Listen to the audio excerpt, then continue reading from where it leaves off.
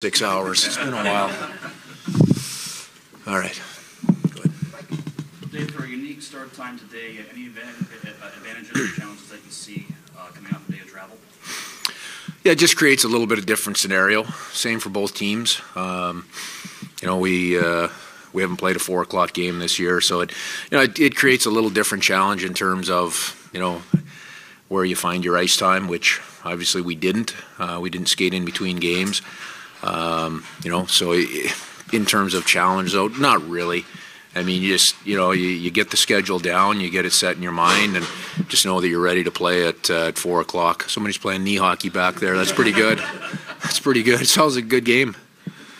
Dave, to piggyback off of that, Pete said that this series almost felt like a bunch of back-to-backs just because of the travel and the schedule and all that. Yeah.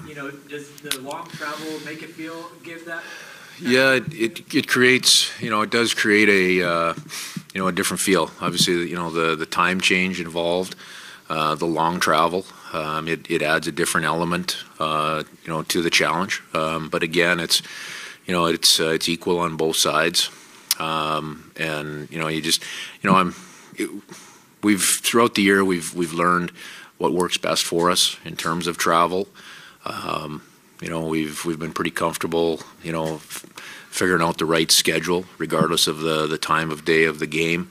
At this time of year, you don't have any choice, regardless. So factor all of those things in. Rest is really important. Trying to be mentally and physically fresh is really important.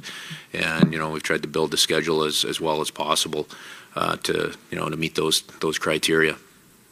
Dave, knowing what's at stake, what's the mood of the team today? Do they seem like they're loose? Are they? Yeah, we're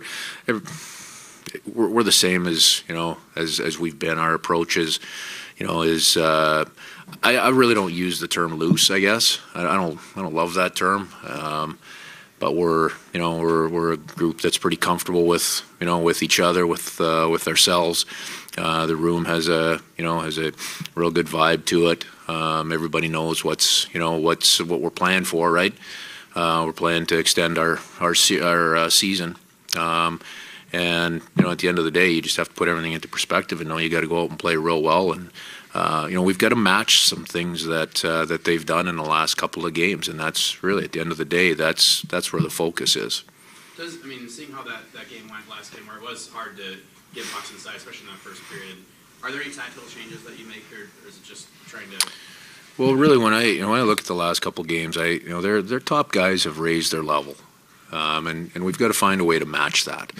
So that's the challenge at hand. It's without getting into the details of how do we get inside, how do we defend.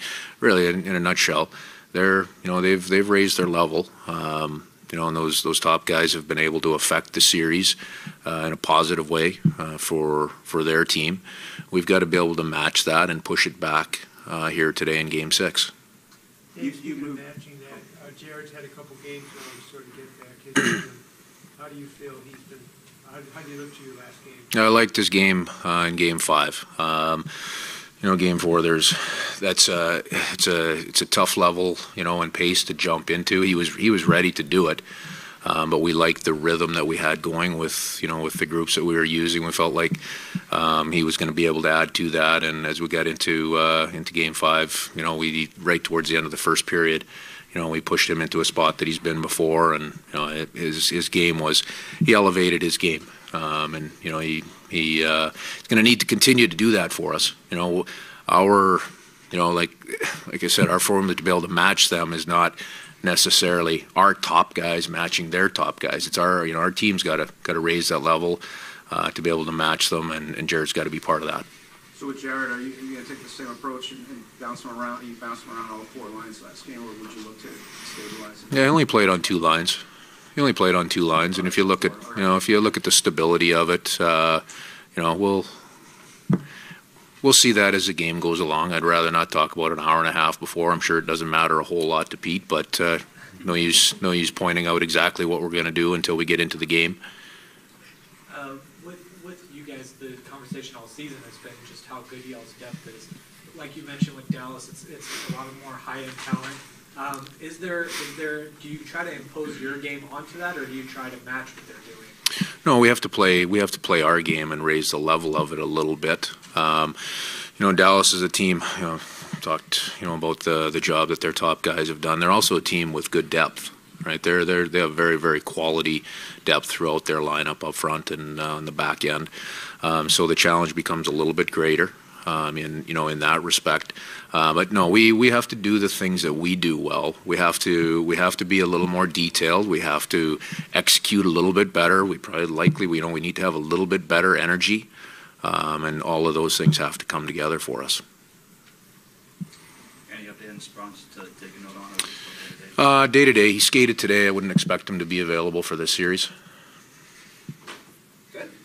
Good. Thanks, guys. All right. Thank you.